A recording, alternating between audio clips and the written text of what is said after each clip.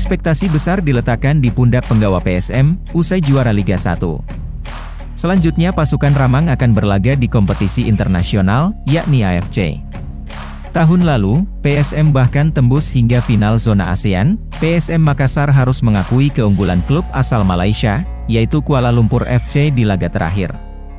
PT Liga Indonesia baru berencana akan menggelar pertandingan perebutan tiket playoff Liga Champions Asia 2023 hingga 2024 sebelum Lebaran Idul Fitri.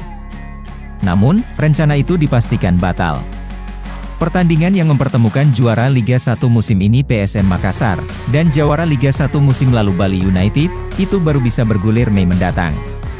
Ferry menilai, pertandingan playoff yang digelar secara home away memiliki valuasi yang lebih bagus, terutama dalam sisi penyiaran.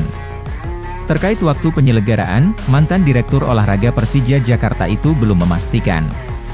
Yang pasti, sambung Ferry, hasil pertandingan playoff harus sudah diserahkan kepada AFC pada awal Juni mendatang.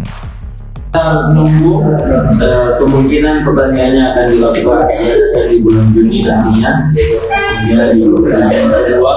Tapi ini bukan informasi lebih resmi, yang kabar-kabar yang saya dengar. Sekarang pemain istirahat, pergi libur, dan kemungkinan akhir Mei kita akan kembali lagi.